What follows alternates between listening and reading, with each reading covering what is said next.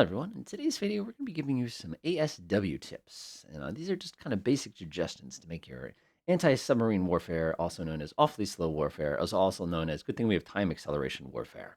And what we're going to be doing today is showing you kind of how you can control both sonobuoy placement as well as how to make the best of a surface unit that you might have at your disposal. So first things first, we're going to jump to our surface unit. We have the lovely FFG '07 Oliver Hazard Perry, which for the good dangerous water folks, you probably recognize that one right away. This is a great anti-submarine platform. It does a excellent job. It's got good speed, it's got good torpedoes, and it has two lovely attack helicopters if we need to use them. So we know that there's a Kilo class based on intelligence that's sneaking out of the sea trying to get through the Strait of Gibraltar. Now, I know everybody and anybody already knows that you literally cannot get through the Strait of Gibraltar with a submarine without everybody in Spain and Morocco knowing exactly where you are. It's, look, as a matter of fact, look at this. 9.1 nautical miles, folks. That's really, really easy to listen to a space that tight. One of the things I find very interesting, by the way, is just how deep the water is here. I mean, you can see it's like super deep, like deeper than Seawolf deep, kind of a thing like that. I just find that interesting. But anyway, I digest. So what we're going to do is we're going to order our Oliver Hazard Perry to start looking around in here, kind of a thing like that. Now, when people do this, a lot of times they run into a situation where our particular unit will either take too long to get to the destination, so we have to go fast, and then we can't hear, or we go too slow and we can listen beautifully, but we never really cover the distance that we need to cover. So what we're going to do is we're going to take advantage of the sprint and drift feature. So what I'm going to do is I'm just going to build myself a little bit of a box search region here. Again, I'm not going to make it a massive box search. This is the Oliver Hazard Perry, after all. It's not going to have a difficult time of finding our Kilo, even though the Kilo is going to be going awfully slow. And again, this is just the good old-fashioned expanding ladder search here. Nothing special. Again, keep it nice and boring, nice and boring. That looks pretty good to me. We'll come down here. And again, if you're wondering why I get that little zigzag dashy thing, it's in case they're trying to go real, real shallow. And that looks pretty darn good to me. And if for some reason we miss that, we'll come to the middle and we'll come shooting back like that. Now, sprint and drift is a super cool feature because if I were to go ahead and click on a specific waypoint and tap the F2 key, you'll notice I can actually turn on sprint and drift. So if I go like that, it's going to automatically do that. But notice, desired average speed, average sprint drift speed not entered. If you don't put that number in here, I've got some bad news. It's not going to work. So if I want my average speed, for example, to be 15 knots like that, you'll notice my desired average speed is now 15 knots. This is the speed I want my vehicle, or in this case, my ship, to average over time. Now, the nice thing about 15 knots here is I can actually do the math. Now, if I go to my next waypoint and tap the F2 key as well, you'll notice it's now ignored my sprint and drift order. One or more speed is set to 0, cannot estimate DTG, TTG, fuel quantity, or anything like that. Now, what we could do, of course, is we could go sprinting through and setting all of these manually.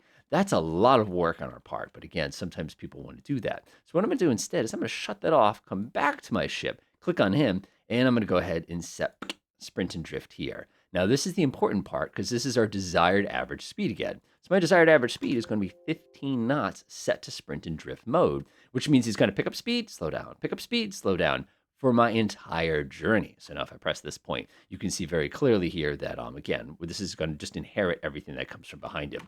So let's go ahead and unpause real quick. We'll let the Oliver Hazard Perry pick up a little bit of speed here. He's going to get up to 2, 3, 4, 5. He's cruising at 5 knots right now. Let's tap the F2 key. And you can see, remember, this is his desired average speed. His desired average for his entire journey needs to be 15 knots. So let's go ahead and speed up time a little bit.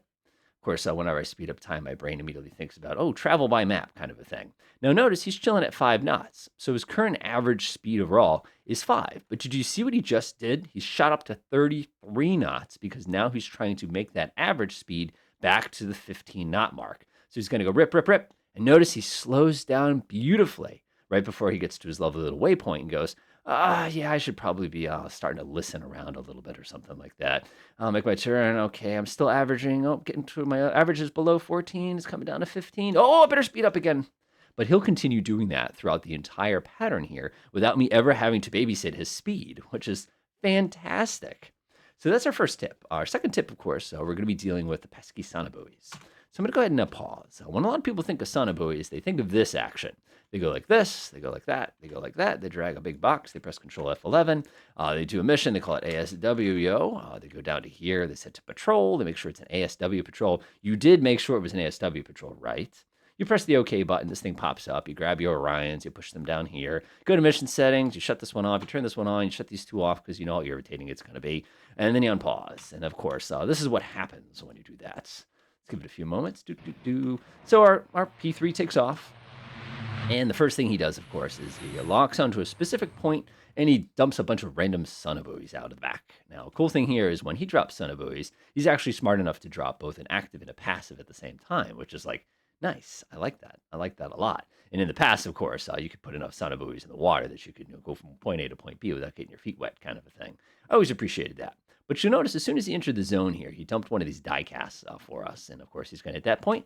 And you can see he's now dropped these two. The total distance here is about 7 nautical miles apart. People say, where do they get the distance from? Click, ta-da, ta-da. You see how there's a slight overlap between the two? That's how far apart. Now, people are like, dude, I want to be able to control where my sonobuoys go. Like that, what a waste of sonobuoy. Can I tell him where to put it? Yeah, there's actually a lot of ways you can do that. So what I'm going to do is I'm going to reverse this guy real quickly. I'm going to go ahead and come to the tippy top. I'm going to create one waypoint in, and I'm going to go ahead and create one point in as well down here. So I'm going to go ahead and unpause here. And La Derecha is going to start making his way rapido. Come up. This is actually rapidamente. That'd be rapidly. Sorry about that. All right, so he's cruising along here. He's a little high, not going to lie here, but that's okay because he's trying to get to his destination. He's going to enter our little zone here, and I'm not sure if you can actually eject a sonobuoy at 25,000 feet. Dude, you might want to come down a little. Come down, man. Come down. But what we're looking for here is for him to enter the zone and drop a buoy where we wanted him to drop a buoy. Look at that. So what he's going to do now is he's going to go, boop. Look at that.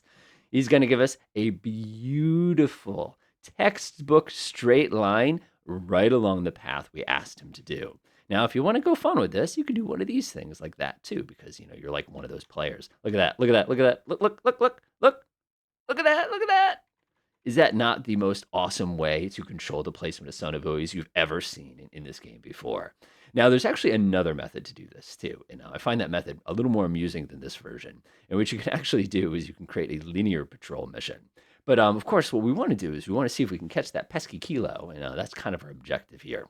So what I'm actually going to do is I'm actually going to order him to go home. And I'm going to go ahead and press my F11 key. I'm actually going to delete that mission because I want to show you the other way to do this. So I'm going to go ahead and get rid of this one, get rid of this one.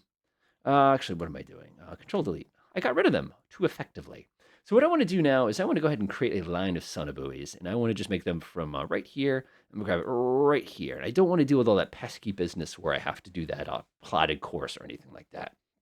So what I'm going to do this time, press that lovely F11 key. We're going to create a new mission. In a straight line.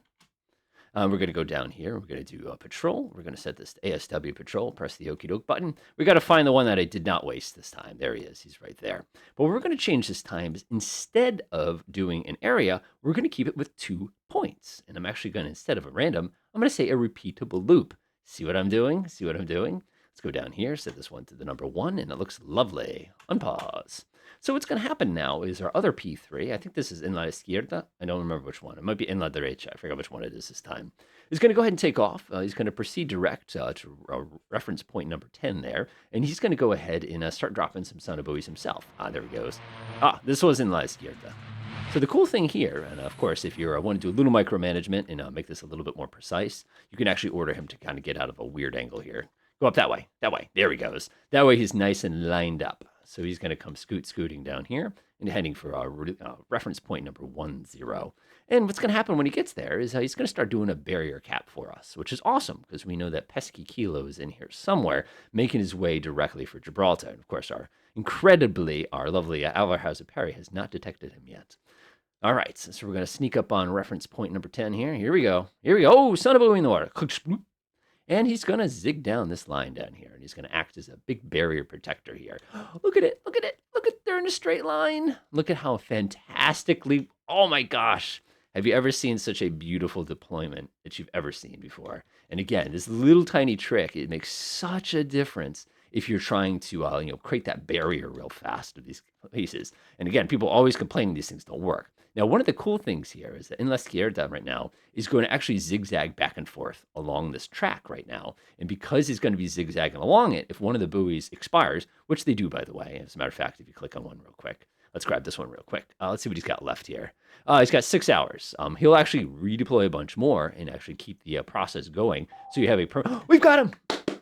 Haha! Caught him! Is this not like perfection or what? And again, we're spoiled because we're in a nice small area. This is the best ASW work I've ever seen these chaps doing. So, of course, if we wanted to, we could immediately order him to drop some bombs on this guy and stuff like that. But unfortunately, YouTube, I have to click the violence option if something explodes. So I don't want to click that today. So I'm just going to skip the explodey part. But now, of course, the next challenge would be to identify this guy. And the way we would do that is we basically sneak right up on him. There's some really, really hilarious gaming methods to cause somebody to force an identification. Like, we have a passive buoy right here. One of my favorite examples is actually to fire a torpedo behind him. And when he hears the torpedo, he'll panic and he'll accelerate, which will make him make a lot of noise, which will cause you to be able to identify him. I think there are probably laws against doing something that gamey, but it's a fun way to get somebody to accelerate if that's your desire, so to speak.